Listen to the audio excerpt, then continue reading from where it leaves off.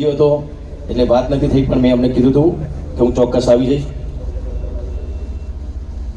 અને આજે લગ્નનો પ્રોગ્રામ હતો મારો અહીંયા સાણંદ જોડે, પણ એ લોકોને મેં રિક્વેસ્ટ કરી કે ભાઈ અમારા સમાજનું આવડું મોટું સંમેલન છે એટલે તમારે મને વહેલો ફ્રી કરવો પડશે. ને એમણે માની પણ લીધું અને મેં 3 વાગ્યાનો ટાઈમ આપ્યો હતો અને 3 વાગે આવી પણ ગયો. ભાઈને બે જોડે જ આવ્યા મેં તો. એટલે હંમેશા બસ આપણો સમાજ આવી રીતે એક રહે એ જ મારા સમાજને પ્રાર્થના કરું છું. ને જ્યારે પણ સમાજનું કોઈ પણ કાર્ય હોય છે, આવા સંમેલન હોય છે, તો હું ચોક્કસપણે જઉં છું. હા, પણ ઘેરી બેની પણ મને બોલાવ્યો હતો, પણ એ વખતે અમુક સંજોગોના કારણે હું નહોતો પહોંચી શક્યો. એ બદલ જેની બેન આપની માફી માંગુ છું. અહીંયા ઉપસ્થિત દરેક આગેવાનો એમને વંદન કરું છું. અને તમને તો મારો શું કહેવું કયો,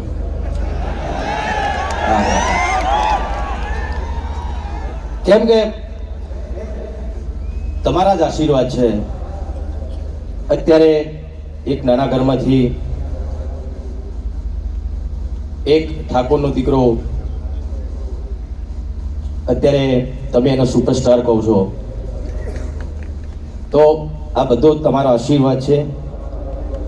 તમે છો તો હું છું, અલ્પેશભાઈ છે અને દરેક આગેવાનો એ બધા જ તમારા આશીર્વાદના લીધે જ છે.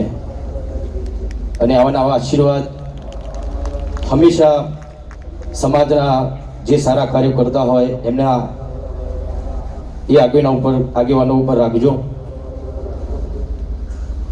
અને વધારે તો કંઈ કહેતો નહીં, એવા બોલવાનું થોડું હમણાંથી થોડું ચાલુ કર્યું છે.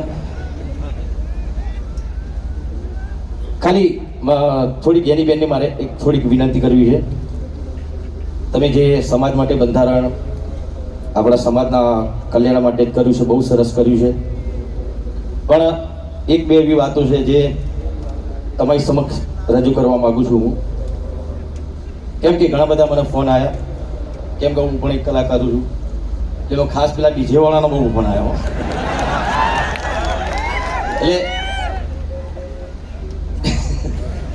એટલે બીજું કશું નહીં, એ લોકોનું પણ શું એમના ઉપર ઘર ચાલતું હોય છે. ઘણા બધા કલાકારો ડીજીમાં જ કામ કરતા હોય છે. તો એના માટે તમે થોડુંક વિચારજો શું કરી શકો. તમે બધા આગેવાનો છો, બધા ભેગા થઈને તમે નક્કી કરજો.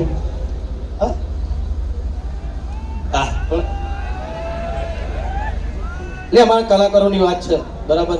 એટલે એમાં શું થઈ શકે છે તમે બધા આગેવાનો છો, તમને વધારે ખબર પડે છે. કોઈ રસ્તો તમે કાઢજો તો એ લોકોનું ઘર પણ ચાલે. અને સમાજ માટે હંમેશા વર્ષોથી હું ગાતો આવ્યો છું. કેમ કે પહેલાં બહુ ઓછું બોલતો હતો.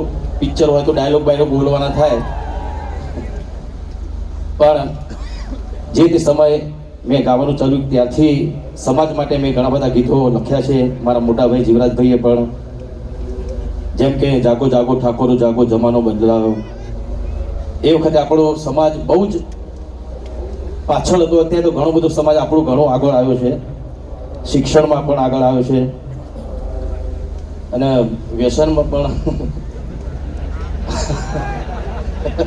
એનો પાછું જવાની જરૂર છે, પણ એ બી આગળ આવે છે. બોલો,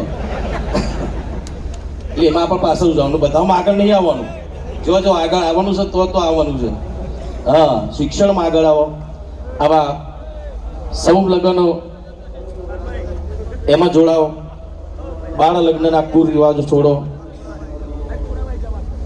એ બધામાં આપણે આગળ આવવાનું છે. તમે તો વ્યસનમાં આગળ આવી જાઓ છો. એટલે એવું નહીં, બીજા સમાજના બી વ્યસન કરતા જ હોય છે, પણ આપણો સમાજ સૌથી વધારે પાછળ રહ્યો હોય તો એનું કારણ વ્યસન જ છે. અને વ્યસનના કારણે આપણો સમાજ ભણી ના શક્યો, અને ના ભણી શક્યો એટલે વ્યસનમાં ચડી ગયો. એટલે બસ એટલી જ વિનંતી કરું છું કે વ્યસનોથી દૂર રહો, શિક્ષણ અપનાવો. આ સુંદર મજાનું પગલું અલ્પેશભાઈ આપણા માટે જ, આપણા યુવાન મિત્રો માટે કર્યું છે. હા, ચલો એક બે લાઈન, કેમ કે ઘણા બધા આગેવાનો છે. એ જાગો જાગો ઠાકોર હો જાગો, જમાનો બદલાયો. હો તમે દારૂના વ્યસન છોડો, જમાનો બદલાયો. બાળ લગ્ન ના કુરિવાજ છોડો, જમાનો બદલાયો. તમે શિક્ષણના માર્ગે હાલો, જમાનો બદલાયો. જાગો જાગો ઠાકોરો મારા જાગો. આમ તો જાગેલો છો અડધી રાતે 3 વાગે જોવા તમે, હા ઓમ જાગેલો તો પણ સીધા અમુક ટાઈમે શું થઈ જાય ખબર નહીં પડતી. એટલે આવા ને આવા જાગૃત રહો.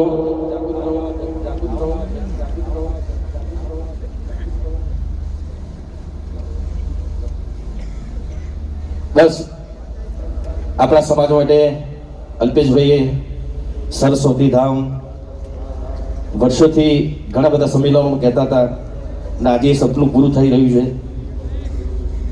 પણ પછી આપણું સંકુલ બને એટલે જજો પાછા, ને કે પછી ભાડાને આપી દેવાનું થાય. હો હા, એટલે એ બધી પછી જવાબદારી તમારી યુવા મિત્રોની છે.